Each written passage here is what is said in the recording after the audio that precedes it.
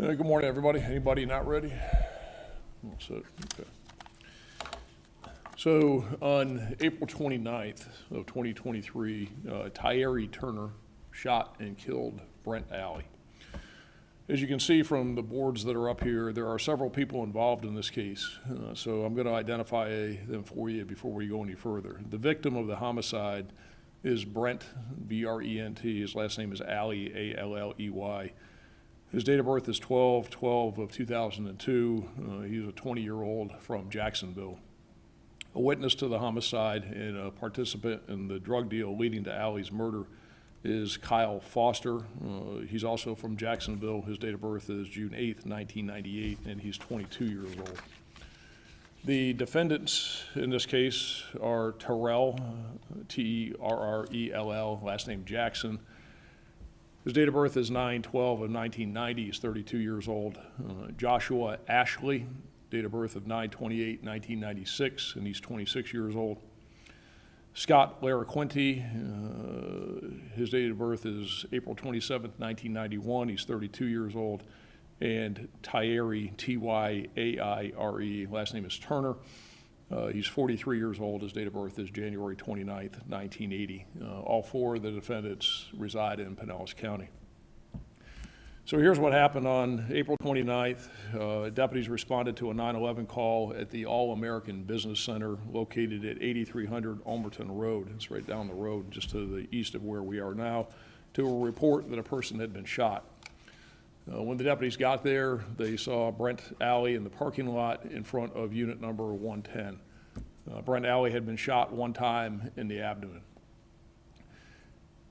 So now it begins what took detectives on a investigation over the next 17 days that took them to Los Angeles, California, Las Vegas, Nevada, and Northern Virginia. And based on that investigation, we developed probable cause to charge Tyree Turner with a first-degree murder and Terrell Jackson, Joshua Ashley, and Scott Laraquinti with felony first-degree murder. This past Friday, June 2nd, 2023, a grand jury sitting here in Pinellas County returned indictments charging Turner with Alley's murder and Jackson, Ashley, and Laraquinti with felony murder. They're all right now sitting in the Pinellas County Jail.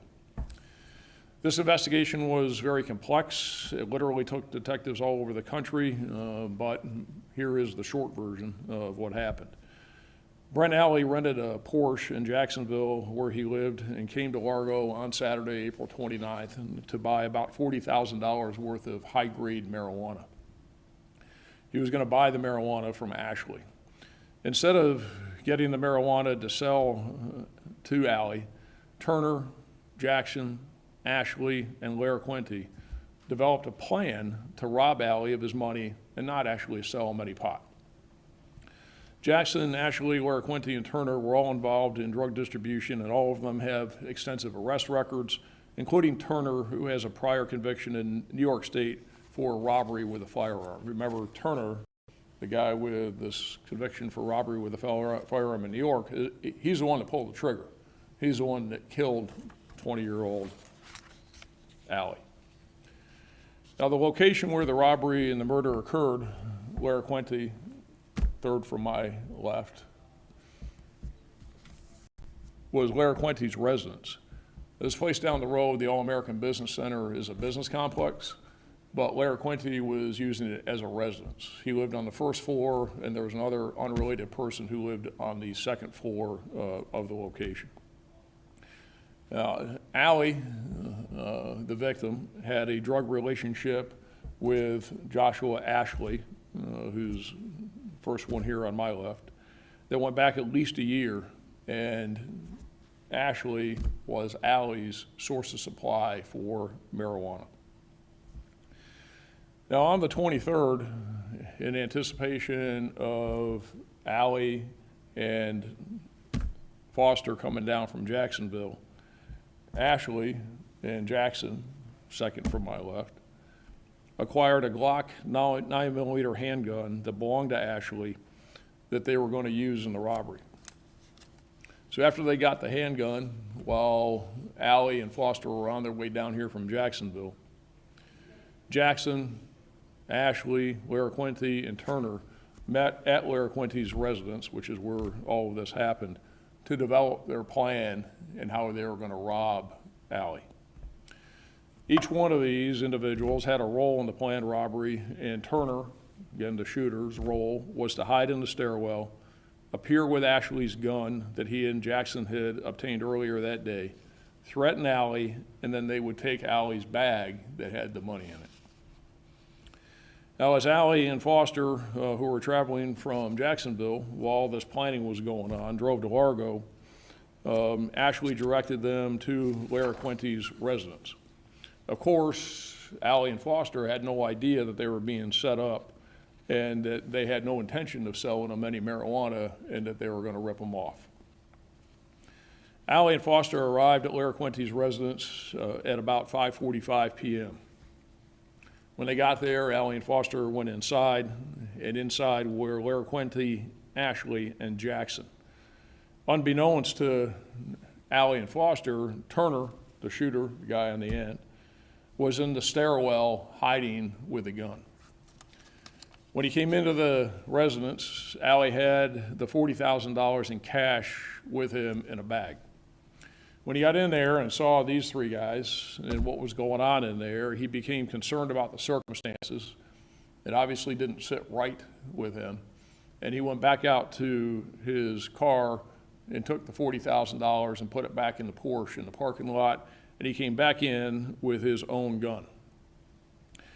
They all sat around, and at about 6:30, Jackson and Ashley left to go get food. Jackson and Ashley came back at about 7:10, and Allie, the victim, was seated on a couch inside Laraquente's residence, and Ashley and Jackson handed him, or Ashley actually handed him his food. And at that moment, Turner emerged from the stairwell. Remember, he's hiding in the stairwell, and he was going to be the person who did the robbery. He had the gun. He had been hiding in there for a while. Turner emerged from the stairwell, and he was wearing a mask. He had the gun in his hand, and he shot Allie. They had just given him his food. Allie's food and his milkshake went all over the place. He stood up, and he stumbled outside to the parking lot, screaming in pain. He then literally lay down in the parking lot and died. There's video of Allie dying in the parking lot. And it's really sad to watch a 20-year-old kid lay down and die over greed. But when you play with fire, you're going to get burned, and sometimes you get killed.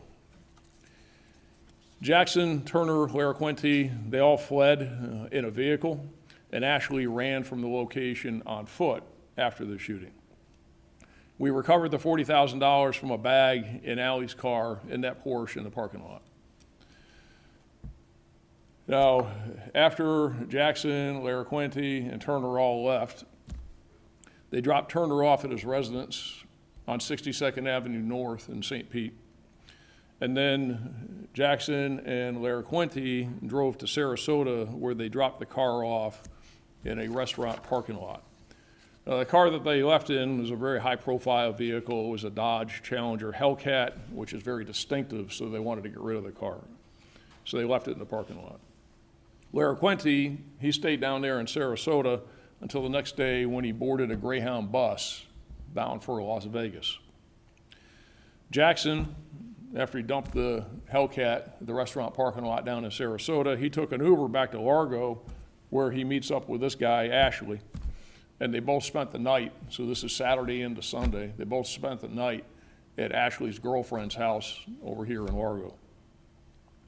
Now, through various investigative techniques, we learned on Sunday, April 30th, because of Allie's murder during their robbery, Ashley and Jackson fled from Florida in a vehicle, and they were headed to Los Angeles, California. We know that Jackson and Ashley traveled by car. They took an off route through northern Colorado, Utah, and then to Los Angeles, where they arrived on May 3rd, 2023. Jackson and Ashley remained in the Los Angeles area for a couple of days. We had Pinellas County Sheriff's Office detectives in Los Angeles attempting to locate Ashley and Jackson during that time, when we learned that they were leaving Los Angeles and heading to Las Vegas, Nevada. Jackson and Ashley arrived in Las Vegas on May 5th. Scott Laraquente had already arrived in Las Vegas by bus. Remember, is that on that Sunday, the 30th, he stayed down in Sarasota and he hopped on a bus and headed to Las Vegas. So our detectives that were in Los Angeles, they headed to Las Vegas, and with the help of the Las Vegas Metro Police Department, they located Jackson, Ashley, and Laraquente at the Mandalay Bay Hotel on the Las Vegas Strip, where they arrested them. At the same time, back here in Florida, Turner, the shooter, the guy down on the end, is that he fled out of here by car and drove to the Northern Virginia, Washington, D.C. metro area. Our detectives traveled to metropolitan Washington area, and with the help of the United States Marshal Service, located Turner at a residence in Northern Virginia where he was arrested. Jackson, Ashley, and Laraquente were all transported from Vegas to the Pinellas County Jail, and Turner was transported here from Virginia. They all remain in the Pinellas County Jail today. As I said, this past Friday, a grand jury indicted them on first-degree murder charges. This investigation, again, took about 17 days to really bring it to a culmination point. There was a lot of sleepless nights by a lot of detectives over that period of time to get some really significant bad guys off the street. And I'll just leave it with this thought and then take any questions you have. You know, people talk about drug dealing being a victimless crime. It's not. And this is evidence how people, and in this case, a 20-year-old kid, die over what some people call a victimless crime of drug dealing. It's not a victimless crime. It's a crime of violence. And you got a whole bunch of people that have a history of engaging in this type of activity who unfortunately are out there doing it every day. But we're very fortunate that we were able to conduct a very thorough, diligent investigation. A lot of hard work went into this, but we got these bad guys off the street and they're sitting in jail charged with first-degree murder, which is where they belong. So I'll take any questions that y'all have, yeah. What ended up happening to Foster? So he's back in Jacksonville. He, at this point, he was involved in the drug deal coming down. He's back in Jacksonville. The investigation's still ongoing, and no decisions have been made as far as whether he'll face any charges. Is he the one to call 911? I'm not sure, to tell you the truth. I'm not sure who actually called. It might have been him. I just don't know. I don't remember. Somebody did. We see the guy stumbling around out there in the parking lot, screaming in pain. And you know, simply what happened is he bled out. He had one round and it went in and he bled out. So he was alive for a period of time, and it's not the way to go, especially watching a 20-year-old kid. But again, you know, he came to a drug deal with a gun, and you know, he got shot. That's why I say, you know, I mean, you play with fire, you get burned, and in this case, I mean, he's not an innocent victim. He doesn't have clean hands. He came to a drug deal with a gun. He realized there was a problem. He took his money back out and he went back in with his gun, and you know, they tried to rob him, and there you go. You know, if his partner, he went back in with him, or did he stay in the car the whole time? Who's that? Jackson? Foster. Oh, Foster? Oh, no, he was in there the whole time. He was inside the whole time. In fact, when Laraquente and Ashley went to get food, they were both sitting inside the apartment. So they were both in there the whole time. Who took the money? What's that? Where did the money go? Who took the money? We got it. He left it in the car the whole time and nobody went for it? Now, well, they thought he had another bag with him. He had a duffel bag. He actually had two bags. One was a duffel bag and one was a backpack. And so some of them may not have known, because they actually did take, after they shot Allie, he had a duffel bag, and they actually took the duffel bag. Well, unfortunate for them is it didn't have the money in it. So yeah, they tried to take it, but they didn't know that he had taken it back out to the car. So the money was in the car. So they shot him, they took the bag, but they came up empty. When you talk about the stairwell that Turner was hiding in, is that in the interior of the building, which goes to the second-story unit where the other person lives? Exactly, yeah. And Ashley, because he fled on foot, so you got Jackson, Laraquente, and Turner, they left in the Hellcat and hauled out of there. He probably went through the wrong door, but he went upstairs, broke into the guy's apartment upstairs, and then fled through that through the second floor, went down to the parking lot, and we got him on video leaving. And he went to an adjacent area and called somebody to come pick him up. So, yeah, it was the second, exactly, it's the second story. And totally uninvolved guy sees this guy burst through the door of his residence. Who owned the Hellcat? The Hellcat belonged to Ashley. There's a lot of tentacles that you described. Somebody rented a 20-year-old Porsche. How far and how extensive does your office have to reach? And can you give us some breadth and scope of an investigation like this? Well, it's very extensive. I mean, there's a lot of work that goes into it. There's a lot of investigative leads that have to be followed up on. There's a lot of evidence that we acquire, and so as you can see from here, is that literally goes all over the country, and we had people all over the country. So it's a lot of tenacious work, and you got to stick with it. And this, usually it's a few days that you have this level of intensity in an investigation, but this really went on for a long period of time. And like I said, by the time all said and done, it was about 17 days of nonstop work by a lot of detectives, and they did a great job putting it all together. What can you tell us about how you found out that they were in Los Angeles? Not much, because I'm really not going to give that up. It's amazing. I could probably sit here and tell you exactly what we did, how we did it, and the next people are going to do the same thing because that's what they do. But I'm not going to give up that information because it's probably not something I want to put out there, and don't want to tip our hand in what we do and how we do it to others, so that they will then make our job harder in the future. And sorry, did you say all four have extensive criminal backgrounds? Yeah, they do. There it is. I mean, they've all been arrested a whole bunch of times for a whole bunch of stuff, a lot of drug stuff. Some of it's misdemeanor stuff, some of it's felony stuff. They've all got stuff. It's very extensive. Some of it doesn't result in convictions. Some of them have adjudications withheld. There's a whole myriad. But the one that I think is, I would consider, given the circumstances, the most notable is Turner, because he's got a history of armed robbery with a firearm in New York, and now he's back down here again, and he's the one that they gave the gun to, and he was the one that was going to effect the robbery, and he's the one that did the shooting. He's got a history of doing what he did, is the point of that. But yeah, they all have histories, even Allie and Foster have histories. Like I said, I mean, this is one of those cases where, you got bad guys dealing with bad guys. That's what it comes down to. And that's why I said and described it that way. You play with fire, you're going to get burned. And in this case, not only did you get burned, you got killed. But again, he knew what he was doing, and he brought a gun himself into it. That doesn't, in any way, shape, or form, excuse, justify, or rationalize in any way what they did and what Turner did in killing him under any circumstances, legally or otherwise. I mean, it's a 20-year-old kid that's dead. I mean, it's just bad, and he went in a pretty tough way. So. Can you talk about the text that Allie sent them saying that he was coming with stacks of cash, or whatever the phrase was that he used?